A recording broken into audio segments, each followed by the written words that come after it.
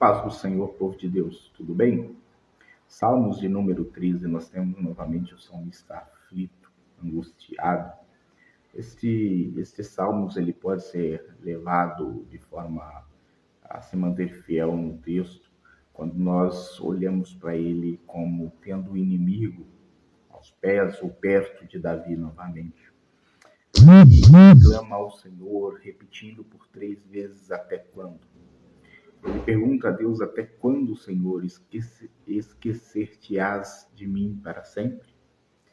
Irmãos, Davi, ele fez perguntas que aflige hoje todos nós como cristãos. Nós passamos por algumas situações na nossa vida em que os nossos inimigos estão mais perto, mais próximos de nós. Que nós literalmente conseguimos sentir a presença de pessoas más, que nos desejam maus. E isso é consequência de uma escolha de vida que nós temos, de uma vida reta, justa, santa, e isso afronta muitas pessoas, e muitas pessoas se levantam, mas nós precisamos ter em mente que as pessoas, propriamente dizendo, elas não se levantam contra mim ou contra você, mas sim contra o Deus que está em mim e o Deus que está em você, contra o Espírito Santo que habita e transforma a minha vida e habita e transforma a tua vida. Então essas pessoas vão se levantar fortemente, sendo estas instrumentos de Satanás contra a vida dos santos. E Davi pede então para que Deus o ilumine os olhos, ou seja, traga clareza, que Deus lhe responda e traga clareza aos olhos, para que ele não durma o sono da morte, ou seja, para que ele não morra, para que ele não morra. A morte física, em diversos textos na Bíblia, ela é comparada a um sono. Nós estamos falando da morte física, tá bem? O morrer fisicamente.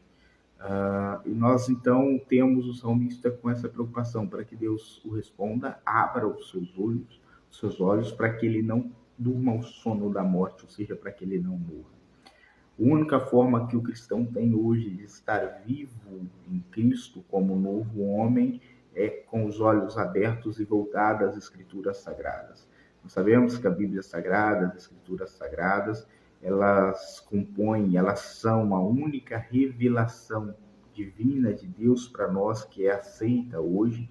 Isso porque ela é a nossa regra de fé e prática, ela nos norteia, ela nos direciona, através dela nós sabemos todo o plano de Deus para a salvação do homem. Por isso nós defendemos e afirmamos: somente as Escrituras são aceitas como autoridade divinamente inspirada. As Escrituras são a palavra de Deus nos nossos dias. Nós, ministros do Evangelho, fazemos é expor de forma a facilitar para você e para os nossos irmãos em Cristo as Sagradas Escrituras, ao tempo em que você confere o que estamos dizendo com o que está na Bíblia, para assim saber se o ministro está sendo reto no que fala ou não.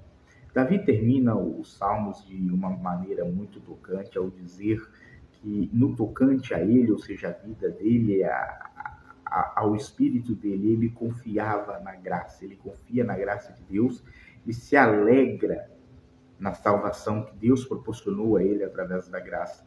Nós podemos fazer uma interligação aqui, porque o termo graça é muito comumente utilizado na Nova Aliança, no período neotestamentário, como sendo um presente imerecido que Deus dá ao homem, resgatando o homem da perdição onde estava, ou seja, da condenação onde estava no inferno, e colocando esse homem, então, agora resgatado por Deus, nos caminhos santos, justos e retos, ou seja, colocando o homem agora no corpo de Cristo.